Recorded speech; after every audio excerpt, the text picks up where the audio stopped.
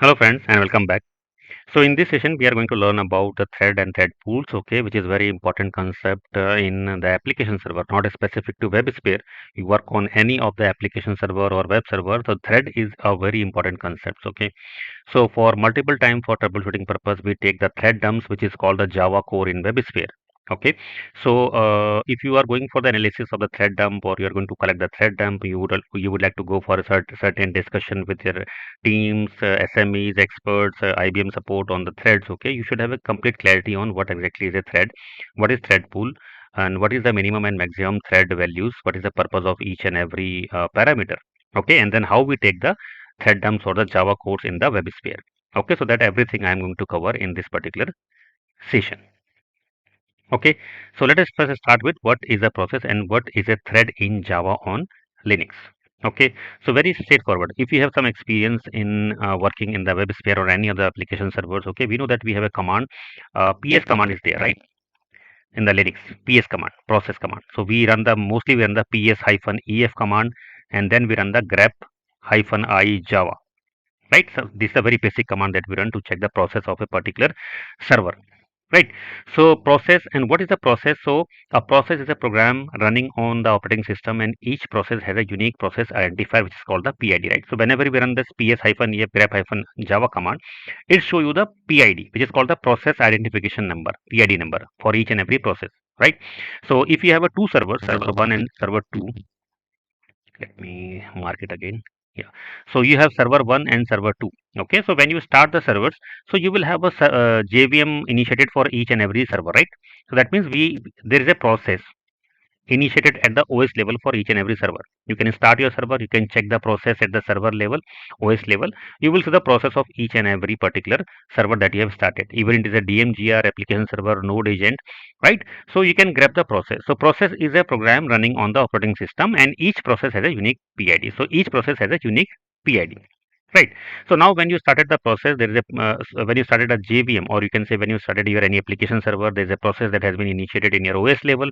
Right after that, your application server can able to process the request that is coming of to your application server. Okay, so it can process all the requests. That means you can say the request that is coming from the client. It can process the request. Right, and each and every server process is completely separate. So if you have a server 1 and server 2, so each process will have the different processes, right? Because they completely run on the different JVM. Similarly, if you have a DMGR, you have a node agent, so every component will have a separate process. Okay, and this PID is the way to isolate each and every process from each other, and that's why each and every process get a particular process ID. And PS command we use to view the process that are running, right? This is about the process. Now what is a thread?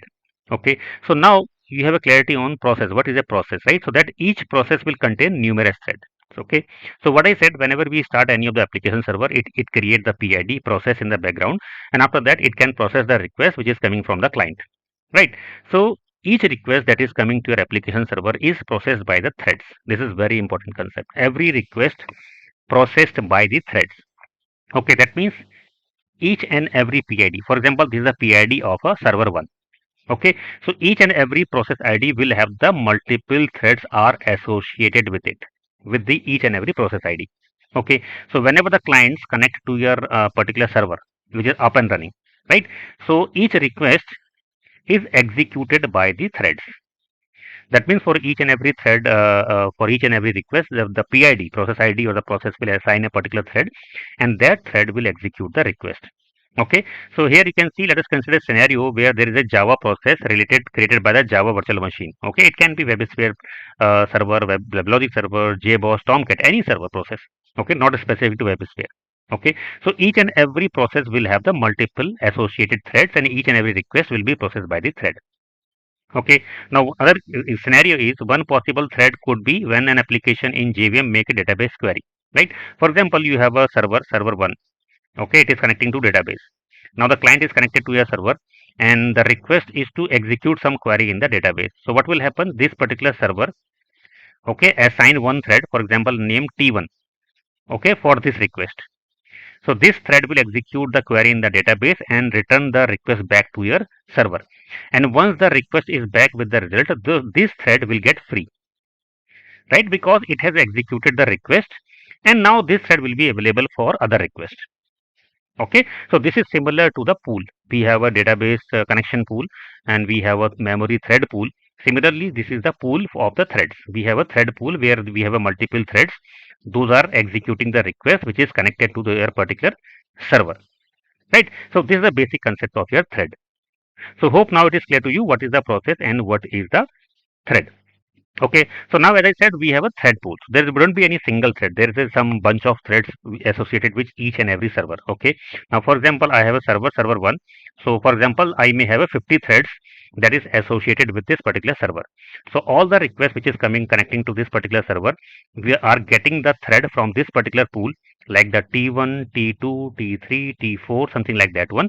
And whenever the request is getting executed, and once the request is completed, the thread will back to this particular pool so that it will be available for other requests. Right? So if the thread will not return back to the pool, what will happen? Once the 50 connections are 50 threads are fully allocated, okay, other requests will get queued, right? Because they will not get the thread for the execution. So that's why whenever any request completed, the thread is back to the pool. So thread pool is nothing but it is a set of threads, okay, which application server use for execution of the request. Okay, this is simple about the thread pool. So here you have application which is executing the request. The task is getting submitted to a task queue. We have an internal queue, and from that queue, a thread is assigned to each and every request which process the request. So this is the work of the thread pool. Okay, so now we have two settings. Just like the heap size, we have learned in the heap size, we have a minimum heap size that we define with the -xms and -xmx. Right? Similarly, we have learned in the data source, we have the minimum capacity of the connection pool, minimum capacity, and the maximum capacity. Right? Similarly, in the thread pool, we have minimum size for the thread pool and maximum size for the thread pool. Okay, now for example, the minimum size I have defined 10 and maximum size I have defined 50. Okay, so concept will exactly same like this one, whatever we have discussed so far. Okay, so whenever your server start, okay, and after that it maintain the minimum number of threads in the pool. For example, I have a pool 1 of the thread. So whenever server start, okay, it always maintain minimum threads in the pool, 10 threads in the pool. So 10 threads will always be there to execute the request. Okay, maximum capacity is 15, and if required anytime, this 10 threads can expand up to 50 threads. Okay, but dynamically it can expand up to 50. Now suppose that some requests are getting connected to your server, it is getting the thread from this particular pool, okay, for the execution. If the load is less and 10 threads are sufficient, then no more thread will be created. Now suppose at the peak time, this all threads are occupied. Now more requests are coming to your system for the execution. So what will happen? This thread pool can extend up to 50 threads, so that the number of more requests which is coming at the peak time can also be executed. The same concept here. The minimum heap size is the allocate when your server startup. Okay, and if at the peak time the memory requirement is high, it can expand up to the maximum limit. Right. Similarly here, the minimum capacity is like 10. So when the server start, okay, the 10 connection will be always maintained in your connection pool. So if any time the peak load, your more connections are needed to connect to the database, it can go up to the maximum capacity. Similarly, the concept is here as well, right? Because thread take the server resources. Okay, because thread is executing the request, so it is taking your CPU time, it is taking your cores, it is taking your RAM, some portion of your RAM for execution, right? So thread is taking your OS resources. So if you're out of 24 hours, 20 hours, you don't need the 50 threads, you only need the 10 threads, and these 50 threads you need only for 4 hours in a day. So why you are going to define 50 threads? Because it is unnecessary consuming your OS resources. So you go with the minimum 10. Okay, so the 20 the for 20 hours the system will be utilized efficiently, and at the peak time it can go up to 50. Okay, but the best way, or you can say the best performance tuning for thread pool is again similar to your heap size and maximum. What we do in the minimum and maximum heap size, we define both same to optimal use of the memory.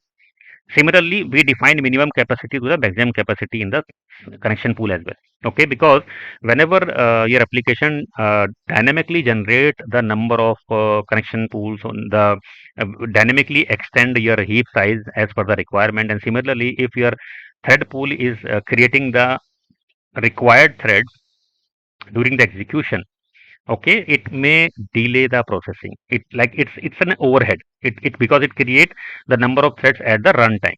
So to avoid that, what we do, just like the heap size and the connection capacity of the data source, mostly we define the pool capacity also same. Whatever the minimum size we have defined, it is equal to the maximum size we define in the WebSphere.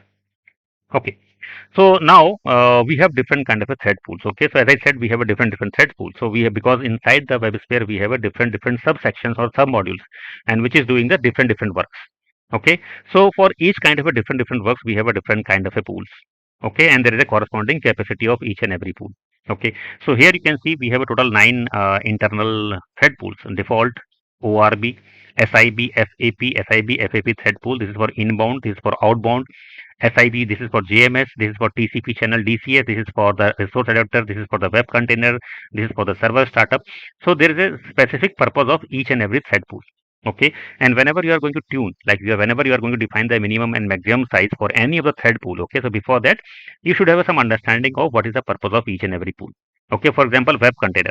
So all the client request which is coming from the client, like the browser, okay, it is connecting to the via the web container, right?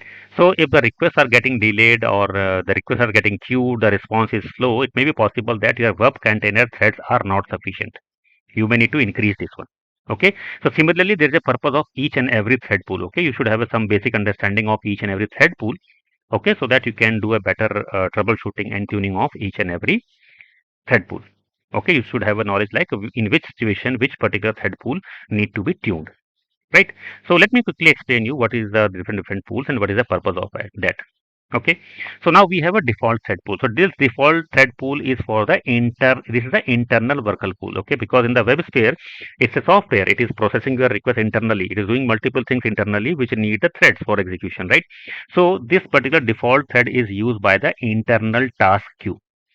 Okay, so if you anytime you have a certain kind of a issues, like where you are seeing that the task is getting delayed internally. Okay, your external systems are good, they are sending the response properly, there is no response problem with the external systems, like the some APIs, like with the database, some other systems. Okay, there would be some delay which is getting from the inside. So in that case, you need to tune the default thread pool. Then we have the ORB thread pool. So ORB is the object request broker request. Okay, that means if you have like the code that is calling the EJB making the remote calls, RMI or IIOP traffic, you have some administrative remote invocations. Okay, so a developer can better able to understand all these terms. Okay, what is the meaning of all these, because these are the some development related stuff. Okay, whenever we define the code, okay, there's an enterprise Java beans that we use to define the business logic, right? So whenever we have a problem with all these component, okay, then we go for tuning this ORB thread pool. Then we have a SIB FAP inbound thread pool. Okay, so SIB is called the service integration bus, right? That we is a messaging framework in the WebSphere. Okay, so in the messaging framework, what happened like that? This is your WebSphere, and here we have the SIB, which is a messaging framework. Some application is sending the message to your WebSphere, and your WebSphere is sending to the destination. So this is the source application, this is the destination application, and this is sending the message here in the SIB, where we have queues and topics. Okay, so the message which is coming from the source in your WebSphere SIB, okay, which is called the incoming JMS messages or the inbound traffic. Okay, so if there is a problem like your JMS consumer is slow, okay, so if the consumer is slow, okay, in that situation you may need to tune this particular thread pool. Okay, now similarly we have the SIB FAP thread pool, that means the outbound. So this was completely related with the messages that is coming to your SIB, and now from SIB the message are going to the destination. So if there is a problem here, like you have a problem with sending the message to the destination, it is slow or not accepting the messages, right? So in this situation, you have to tune this particular thread pool. Okay, and then we have another thread pool which is called your system or SIB JMS RA thread pool. Now, what is the purpose of that? The purpose is very simple. Let me go back, which is the resource adapter. Okay, so resource adapter is used for connecting to some third-party applications with, via the this adapters. This is also called the connectors. Okay, so these connectors are used to connect to some third-party applications. Okay, maybe for example, you have a WebSphere application server and it is connecting to MQ server, IBM MQ for messaging. Okay, so there would be a connector for that. Okay, similarly, it is connecting to some other systems like the ERP or some other systems. Okay, for that we use the connectors. So if you have a problem for this kind of a connection, like JMS connections processing, message delivery, and then we have to tune this when we have a JMS integration load high, like the wherever you are finding that the integration with the third party softwares are not good. We are getting some problems here. The requests are getting queued here. It is not getting processed. So in this situation, we have to look for the resource thread pool that is related with the resource adapter. Okay, and similarly we have a TCP channel.ds thread pool. Okay, this distributed cache service or HA manager related with the cluster communication. Okay, so in WebSphere, okay, we have the we have a cluster, right? And cluster is a combination of the multiple servers. For example, we have a cluster where we have a two servers, S1 and S2. So these servers are continuously communicate with each other, right? And along with that, it communicate with the DMGR as well. We are managing this with the DMGR. So these servers are continuously in contact with the DMGR as well. Okay, so that means there is an internal communication always going on. Okay, so if you have a problem like where your server connections is breaking, you can easily see in the log files that is losing the connection with the server 1, is losing the connection with server 2, or server 2 may not able to connect with the server 1. So you will you will see some heartbeat messages, failure message in the logs. Okay, so if you are getting these kind of a problems, in that situation you may need to look for the thread pool for TCP channel.dcs. Okay, and similarly for IBM integration and thread processing, we have some other, sorry, let me go back. Okay, we have one more other resource adapter, sorry, resource adapter thread pool. Okay, which exactly handle the MQ related threads or MQ related configurations, or like wherever the message is passing to your MQ. Okay, and there is a inbound connections, outbound connections. If you have some problem there, okay, so you can look for this particular resource adapter. Okay, and web container. So web container I have already explained to you, like whenever you have a problem with your applications, clients are trying to access the application. Okay, your application connect to first web containers, and if the client applications are getting hang, it is slow, not getting proper response. Okay, so basically the HTTP request which is coming from the client. So in that case, you can look for the web container thread pool. And then we have a server.startup. So server.startup creates certain threads, okay, during the initialization of your server when you start it. Okay, so this usually not needed. So whatever the default value configured for server startup would be sufficient always. Okay, so now hope you have some basic understanding of what is process, what is thread, and what is the purpose of each and every thread pool that we have in the WebSphere. So I have given you the high level overview of the purpose of each and every thread pool. So you can continue your study on that. Okay. And now because we have a basic understanding of all thread pools. So now once you start studying or learning by your own, then you will get a complete clarity and purpose of each and every thread pool. Okay. So next one is the hung thread, which is again a very important for the troubleshooting purpose in your WebSphere. So what is a hung thread? Okay, so let me explain you in a very simple way. Okay, so what we have learned so far, that every request which is coming from the client is connected to a server and it is processed by the threads. We have a thread pool which contain the minimum and maximum number of threads. It takes the request, take the thread from the connection pool, and once the request is completed, it returns back to the pool. And the example that we have learned, suppose that an application need a connection with the database, your application will take a thread, it will assign to the request, and then that request using the particular thread, it will reach the database. Once the request is completed, the thread will return back to the pool. Right. Now suppose that we have a server. This is my server 1. Okay.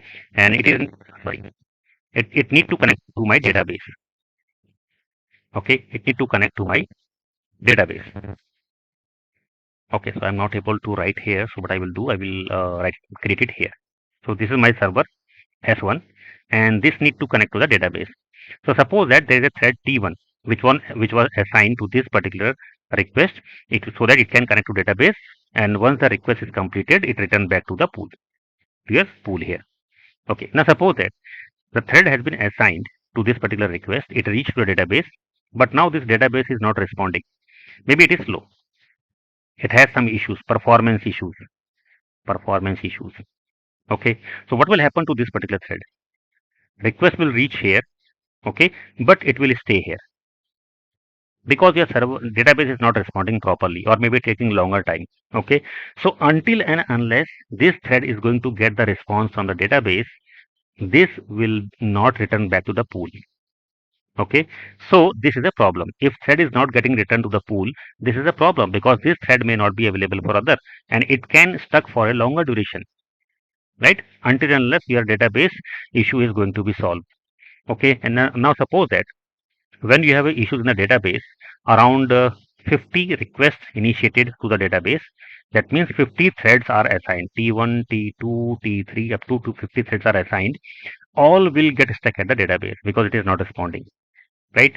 So now that means it is a problem for your server as well, because it will continuously try to connect with the database, and 50 threads are got hung.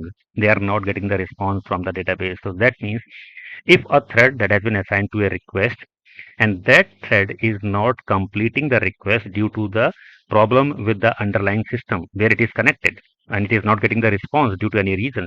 It could be network failure, it could be your database failure, database performance issues, it could be some third party API service which is not responding. Okay, so for that the particular thread declared as a hung thread. Hung thread means it is get hung, it is not getting the response. So you have to identify why this thread is got hung. What is the reason for that one? This is one of the most important part of troubleshooting in the WebSphere. Okay, if you have a hung thread, you have to identify the hung threads. You have to take the thread dumps to identify the hung threads, and then you have to look for the stack trace of that particular hung thread to understand why it got stuck and where it got stuck, because there are multiple threads in your WebSphere in a server. Okay, so where that thread got stuck in the database, in some third party API calls, with the MQ calls, or where this particular thread got stuck, and what is the reason for that. So for that we take the thread dumps. Right. So now hope you have a clarity on what is the hung threads. Okay. So whenever you have a hung threads, okay. So default limit is default around 10 minutes in the WebSphere. That means if a thread is trying to connect to get the response from the database, and if it is not getting the response in 10 minutes, after 10 minutes, this particular thread T1, which was trying to get the response from the database, this T1 thread will declare as the hung. Okay. And how you identify in the thread dump or the log files? This is the code. This is the code that you will see associated with this particular thread T1. So for this particular thread T1, you will see this code. So if you are seeing this code for this particular thread in your log file, or maybe in the thread dumps, that means this particular thread is got stuck. So you have to look for the stack trace of the thread dump to understand why and where this thread got stuck. Okay, so that you can resolve that particular issue. Okay. So when a thread created by an application has been active longer than the this particular class value, okay, so this event will be generated in the log file. So this 10 minute what I was talking about, like if it is working for 10 minutes, then it will declare as a hung. So this time frame is controlled by this particular parameter com.ibm.websphere.threadmonitor.threshold. Okay, so you can control this one. So now as I said, default is a 10 minute, right? So because sometimes we have a batch application. Okay, sometimes we know that the request which is going to the database, it may take longer duration, like 10 minutes or more than 10 minutes, 15 minutes, 20 minutes, 30 minutes, sometimes 1 hour. Okay, because it is processing some batch in the background in the database, and then we know that the response is expected to be around in 15 minutes, 20 minutes, 30 minutes. Okay, so in that situation where we know that the expected response time is more than 10 minutes, so we can tune this particular value. Otherwise, what will happen? After 10 minutes, your thread will declare as a hung, okay, which is not the right case, because you know that your thread is going to take more than 10 minutes of a time. So if the expected time is around 30 minutes, so you need to define this parameter, or you need to update this parameter with the value of 30 minutes. Okay, so that your thread should not declare as hung before the 30 minutes. Okay, so this parameter you need to configure, and I will show you where exactly we configure this particular parameter. Okay, so now what is the hung thread? How long a thread? What is the value meaning of this particular parameter? How long a thread can remain active before WebSphere considered it potentially a hung thread? This is the meaning of all what I have been discussing. Okay, so now okay, Okay. Okay, so now in this example, there is a one thread that has been hung for this millisecond, okay, around 10 minutes. So you can see this is a stack trace that you will see in the log file if a particular thread is got stuck. This is the code that I was talking about, you will see in the log file, okay, and this thread is got stuck in the web container. Okay, that means the request is not getting response back from your web container. Okay, and this was waiting for 10 minutes. Okay, and because it did not get the response in that 10 minute of a time, then it is declared as a hung, right? So there is a one thread in total in the server that may be hung. So it is saying that out of all, there's a one thread which is got hung in your system, and where it got hung in the web container, right? So this you can see in the system out.log file, and along with that you can take the thread dumps, and inside the thread dump you can also check this one. Okay, and once the thread has been destroyed, event this will be appended to the HPEL system log. So as I said, whenever the thread is declared as a hung, okay, it will be returned to your standard log file, or maybe if you have enabled the HPEL logs. Okay, so HPEL we have covered in the previous sessions. So either it will return into the system log files or to the HPEL log file. Okay, and once that particular request is completed, for example, this thread got stuck and it is declared hung by your WebSphere. Okay, so the default value was 10 minutes.